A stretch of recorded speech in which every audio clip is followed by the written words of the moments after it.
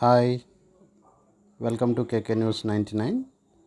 ఈ వీడియోలో March 2026 related current affairs discuss చేసుకుందామండి. So first news, India Sweden AI cooperation agreement అనేది ఉంది.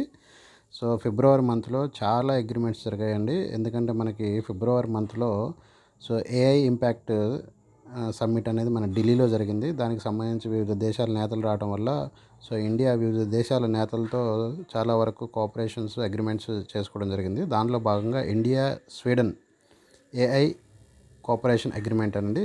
భారత్ మరియు స్వీడన్ తన ఏఐ భాగస్వామ్యాన్ని బలోపేతం చేసుకున్నాయి. రెండు దేశాలు సంయుక్తంగా India Sweden technology and AI corridor పేరుతో ఒక ప్రత్యేక కార్యక్రమాన్ని అభివృద్ధి చేసింది. చూడండి, పేరు గుర్తుపెట్టుకోండి. సంయుక్తంగా Sweden India technology and AI corridor పేరుతో ఒక ప్రత్యేక కార్యక్రమాన్ని అభివృద్ధి చేసుకున్నాయంట. ఇక నెక్స్ట్, మరోవైపు దేశంలో 100 నగరాలని అభివృద్ధి చేయుటకు 2015లో స్మార్ట్ సిటీ మిషన్ ప్రోగ్రాంకు స్పాన్సర్గా స్వీడన్ వ్యవహరించిందండి. గుర్తుపెట్టుకోండి, 2015లో స్మార్ట్ సిటీ మిషన్ అనే ఒక ప్రోగ్రాము మనకి తీసుకురావడం జరిగింది. ఆ ప్రోగ్రాం యొక్క లక్ష్యం ఏంటంటే 100 నగరాలను అభివృద్ధి చేయడం. ఈ యొక్క ప్రోగ్రాముకి మనకి స్పాన్సర్గా ఉంది స్వీడన్. ఈ యొక్క ప్రోగ్రాము 2025 మార్చితో ముగిసింది. స్వీడన్ రాజధాని స్టాక్హోమ్, కరెన్సీ క్రోన్. భారత్ నుండి స్వీడన్ రాయబారి అనురాగ్ భూషణ్. ఓకేనండి. ఇక నెక్స్ట్ చూద్దాం. చిన్నారి పేరుతో ట్రంప్ కొత్త బిల్ అనేది ఉంది. ఎవరి పేరు? చిన్నారి పేరుతో. అక్రమ చొరబాటుదారులకు వాణిజ్య డ్రైవింగ్ లైసెన్సులను ఏ రాష్ట్రము మంజూరు చేయకుండా నిరోధించేలా అమెరికా అధ్యక్షుడు డొనాల్డ్ ట్రంప్ కొత్త బిల్లును ప్రతిపాదించారు. అక్రమ చొరబాటుదారులకి డ్రైవింగ్ లైసెన్స్ ఇవ్వకూడదు అనేది ఈ యొక్క బిల్ యొక్క సారాంశం అండి. ఎందుకు ఈ బిల్లు తీసుకొచ్చారంటే, దీనికి 2024లో ఒక భారత ట్రక్ డ్రైవరు జరిపిన రోడ్డు ప్రమాదంలో తీవ్రంగా గాయపడిన చిన్నారి దలీలా కోల్మన్ పేరు పెట్టారు. భారత ట్రక్ డ్రైవర్ అంట 2024లో ఒక చిన్నారిని తీవ్రంగా గాయపరిచాడంట. ఆ చిన్నారి పేరు దలీలా కోల్మన్. ఆ చిన్నారి పేరు మీదుగా ఈ యొక్క బిల్లుని తీసుకొచ్చాడు. బిల్లు ఏంటంటే, అక్రమంగా చొరబాటుదారులకి డ్రైవింగ్ లైసెన్స్ అనేది ఇవ్వకూడదు అనేది ఒక బిల్లు యొక్క సారాంశం. నెక్స్ట్ చూద్దామండి. Global mind health 2025 report. Global mind health, మన మైండ్ అనేది ఎలా ఉంది, మానసికంగా మనం ఎలా ఉన్నాం అనేది చెప్తుంది ఈ యొక్క రిపోర్టు. చూద్దాం. మానసిక ఆరోగ్య విషయంలో భారతదేశ యువత వెనకపడ్డారు. భారతదేశ యువత వెనకపడ్డారంట మానసిక ఆరోగ్య విషయంలో. ప్రపంచవ్యాప్తంగా 18 నుంచి 34 ఏళ్ళ మధ్య వయసున్న 55 ఏళ్ళు పైబడిన వారిలో మానసిక ఆరోగ్యంపై అమెరికాకు చెందిన సెపియన్ ల్యాబ్స్ ఆన్లైన్ వేదికగా అధ్యయనం చేసింది. ల్యాబ్ పేరేంటి? సెపియన్ ల్యాబ్స్. ఏ కంట్రీకి చెందింది? అమెరికా కంట్రీకి చెందింది. ఏ వయసు ఉన్న వాళ్ళంట? 18 నుంచి 34 ఏళ్ళ వయసు ఉన్నవాళ్ళు మరియు 55 ఏళ్ళు పైబడిన వారు. వీళ్ళ మధ్య ఆన్లైన్లో అధ్యయనం చేసింది వీళ్ళ యొక్క మానసిక ఆరోగ్యం ఎలా ఉందని. మొత్తం 84 దేశాల్లో 33 సగటు స్కోరుతో భారత యువత 60వ స్థానానికి పరిమితమైంది. చూడండి, 60వ ర్యాంక్ వచ్చింది భారత యువతకి. మరియు 55 ఏళ్ళు పైబడిన వారు దాదాపు సగటున 100 స్కోరుతో 40 స్థానంలో నిలిచారు. అంటే 55 ఏళ్ళు పైబడిన వారు భారత్లో మానసికంగా ఆరోగ్యంగా కొంచెం బెటర్గా ఉన్నారు. వెన్ కంపేర్డ్ టు 18 నుంచి 34 ఏళ్ళు వయసు ఉన్న వారితో కంపేర్ చేస్తే భారత్లో 55 ఏళ్ళు దాటిన వాళ్ళ యొక్క మానసిక ఆరోగ్యమే బాగుంది. సబ్ సహారన్ ఆఫ్రికా దేశాలైన Ghana, Nigeria, Zimbabwe, Kenya, Tanzania వంటి దేశాల మానసిక ఆరోగ్య ర్యాంకుల్లో మెరుగ్గా ఉండగా Japan, Taiwan, Hong Kong, Britain, China వంటి దేశాలు చివర నిలిచినట్లు సెపియన్ ల్యాబ్స్ తెలిపింది. చూడండి, ఆఫ్రికన్ కంట్రీస్ చాలా బాగున్నాయని చెప్తున్నారు, మానసికంగా ఆరోగ్యంగా ఉన్నాయంట ఆఫ్రికన్ కంట్రీస్లో ఉన్న ప్రజలు. జపాన్, చైనా, తైవాన్, బ్రిటన్ ఇలాంటి దేశాల్లో ఉన్న ప్రజలు మానసికంగా ఆరోగ్యంగా లేరు, వెనకబడి ఉన్నారని ఈ యొక్క సంస్థ వెల్లడించింది. అత్యంత సంతోషకరమైన దేశం ఫిన్లాండ్ అని చెప్తాం మనం ప్రతిసారి. ఈ ఫిన్లాండ్ 55 ఏళ్ళు పైబడిన కేటగిరీలో 28వ స్థానంలోను, 18 నుంచి 34 ఏళ్ళ కేటగిరీలో 40 స్థానంలోనూ ఉంది. Next, India's first mental health goodwill అంబాసిడర్గా ఎవరున్నారంటే దీపికా పదుకొనె గారు ఉన్నారు. ఎవరండి? దీపికా పదుకొనె. నెక్స్ట్, ఆపరేషన్ గజబ్ లీల్ హక్ అనేది న్యూస్గా ఉందండి. ఇది పాకిస్తాన్ ఆపరేషన్ అండి. గజబ్ లీల్ హక్ అనేది పాకిస్తాన్ ఆపరేషను. దీనికి మామూలుగా తెలుగు అర్థం ఏంటంటే న్యాయం కోసం కోపం అని అర్థం అండి. సో పాకిస్తాన్ ఆపరేషన్ గజబ్ లీల్ హక్ అనే సరిహద్దు సైనిక దాడిని ఆఫ్ఘనిస్తాన్పై జరిపింది. సో గజబ్ లీల్ హక్ అనేది ఆఫ్ఘనిస్తాన్పై జరిపింది. ఎవరు జరిపారంటే పాకిస్తాన్ జరిపింది.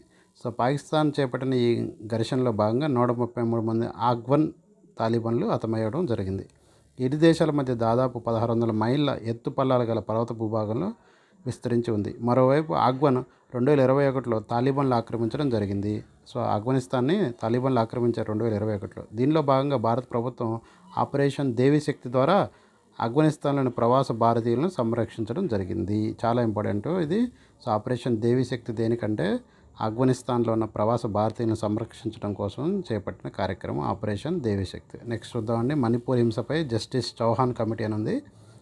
ఈశాన్య రాష్ట్రమైన మణిపూర్లో జాతుల మధ్య జరుగుతున్న హింసలపై దర్యాప్తునకు ఏర్పడిన కమిటీ చైర్మన్గా కేంద్రం కొత్తగా సుప్రీంకోర్టు మాజీ న్యాయమూర్తి జస్టిస్ బల్బీర్ సింగ్ చౌహాన్ను నియమించింది. చాలా చాలా ఇంపార్టెంట్. జస్టిస్ బల్బీర్ సింగ్ చౌహాన్ నియమించింది దేనికంటే మణిపూర్ హింసపై. ఓకేనా, జస్టిస్ బల్బీర్ సింగ్ చౌహాన్ని నియమించింది. ఇక నెక్స్ట్ 2023 జూన్ 4వ తేదీ నుంచి ఈ బాధ్యతల్లో కొనసాగనున్నారు. జస్టిస్ 2023 జూన్ 4వ తేదీ నుంచి ఈ బాధ్యతల్లో కొనసాగుతున్న జస్టిస్ అజయ్ లాంబా రాజీనామా చేయడంతో ఈ నియామకం చేపట్టడం జరిగింది. సో ఇది 2026 మార్చి 1 నుంచి అమల్లోకి రానుంది. ఓకేనా, జస్టిస్ బల్బీర్ సింగ్ గారు 2026 మార్చి 1 నుంచి అతను ఈ యొక్క పదవిని చేపట్టడం జరుగుతుంది. సో వివాదానికి కారణం ఏంటి అసలు? ఓకేనా, మనం ఇప్పుడు చెప్తున్నాం కదా మణిపూర్ హింస అంటున్నాం కదా, దానికి కారణం ఏంటంటే సో మైతీసు కూకీస్ తెగల మధ్య ఎస్టీ రిజర్వేషన్ హోదాకు సంబంధించి సో మణిపూర్లో ఉన్న మైతీసు, మణిపూర్లో ఉన్న కూకీల మధ్య ఎస్టీ రిజర్వేషన్ కోసం సో ఈ యొక్క సంఘర్షణ అనేది జరుగుతుంది. దీనిలో భాగంగా మైతీసు ఎస్టీ హోదాను కోరితే కూకీస్ తెగవారు దాడులు ప్రారంభించారు. ఇక next India's first state innovation mission అనేది న్యూస్ ఉందండి, చూద్దాం. ఒకసారి ఇండియాస్ ఫస్ట్ స్టేట్ అంటున్నారు, గుర్తుపెట్టుకోండి, స్టేట్ మిషన్ అంటున్నారు ఇది. సో అందుకే ఇంపార్టెంట్. త్రిపుర ముఖ్యమంత్రి మాణిక్ సాహా త్వరలో ఒక ఏఐ విధానాన్ని అమలు చేయనట్లు ప్రకటించారు. దీనిని జాతీయ స్థాయిలో తొలిసారిగా అభివర్ణించారు. ఎందుకంటే స్టేట్ లెవెల్లో ఏఐ మిషన్ అనేది తొలిసారిగా ఉంది, గుర్తుపెట్టుకోండి, త్రిపురలో. సో అటల్ ఇన్నోవేషన్ మిషన్ కింద భారతదేశ మొట్టమొదటి రాష్ట్ర ఇన్నోవేషన్ మిషన్ త్రిపురలో స్టార్ట్ అవడం జరుగుతుంది. ఇండియాలో ఏఐ వినియోగాన్ని మరింత అభివృద్ధి చేయుటకు 2024 ఇండియా ఏఐ మిషన్ను 10,371 కోట్ల వ్యయంతో కేంద్ర ఐటీ శాఖ మంత్రి అశ్విని వైష్ణవ్ ప్రారంభించడం జరిగింది. మరియు ఏఐ మిషన్ యొక్క CEO మనకి అభిషేక్ సింగ్ గారు ఉన్నారు. ఇక నెక్స్ట్ నేషనల్ సైన్స్ డే మనం ఎప్పుడు జరుపుకున్నామంటే మనం ఫిబ్రవరి 28 జరుపుకున్నాం. ఆ న్యూస్ చూద్దామండి. ఫిబ్రవరి 28న మనం సైన్స్ డే ఎందుకు జరుపుకుంటున్నామంటే సివి రామన్, ఓకేనా, రామన్ ఎఫెక్ట్ని కనుగొన్నందుకు గుర్తుగా 1987 నుండి ఫిబ్రవరి 28న మనం సైన్స్ డేగా సెలబ్రేట్ చేసుకుంటున్నాం. సో దీని యొక్క థీమ్ ఏంటి 2026లో అంటే women in science catalysing Viksit Bharat. Women in science catalysing Viksit Bharat చాలా ఇంపార్టెంట్, గుర్తుపెట్టుకోండి themes. So next sir C V Raman చేసిన కృషికి గాను ఆయనకు 1954లో దేశ అత్యున్నత పౌర పురస్కారం భారతరత్న, 1930లో భౌగోళిక శాస్త్రంలో నోబెల్ ప్రైజ్ ప్రకటించడం జరిగింది. చాలా ఇంపార్టెంట్ అండి, భారతరత్న వచ్చింది, నోబెల్ ప్రైజ్ వచ్చింది. So ministry of science and టెక్నాలజీని తొలిసారి ప్రవేశపెట్టిన సంవత్సరము 1971. ఇక next missile man of India మనందరికీ తెలుసు అబ్దుల్ కలాం గారు. ఈ యొక్క ఆధ్వర్యంలో రెండోసారి నిర్వహించిన అణుపరీక్షలు ప్రోగ్రామ్ విజయవంతం కావడంతో నేషనల్ టెక్నాలజీ డేని మనం మే 11న నిర్వహించుకుంటున్నాం. మే 11న నేషనల్ టెక్నాలజీ డేని ఎందుకు నిర్వహించుకుంటున్నాం అంటే అబ్దుల్ కలాం గారి ఆధ్వర్యంలో రెండోసారి అణుపరీక్షలు విజయవంతమైనవి. ఎప్పుడు 1998 మే 11. సో అందువల్ల మనం మే 11ని మనం నేషనల్ టెక్నాలజీ డేగా సెలబ్రేట్ చేసుకుంటున్నాం.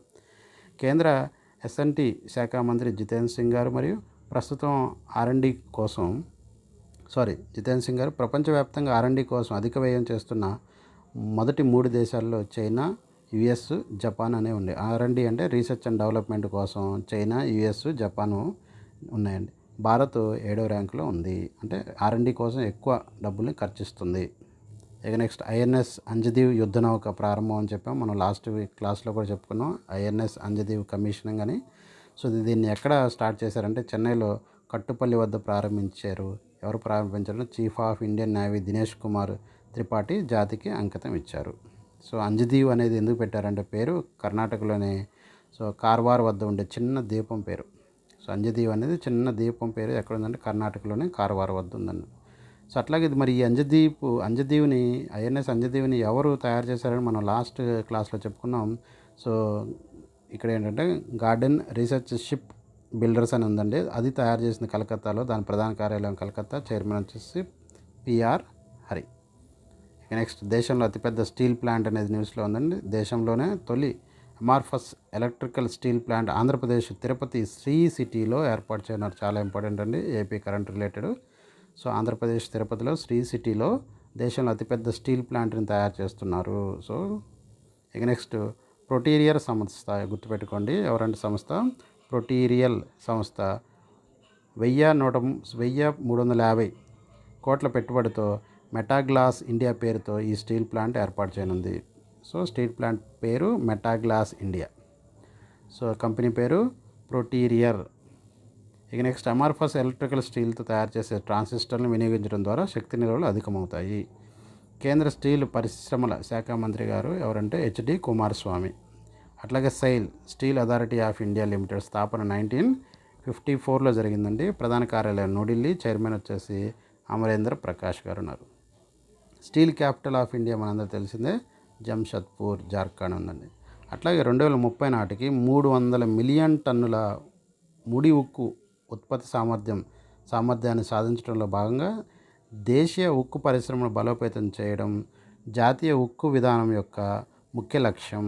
మరియు దేశంలో తలసరి ఉక్కు వినియోగాన్ని 2030 నాటికి 120 కిలోలకు పెంచడం. ఇక్కడ ఏం లేదండి.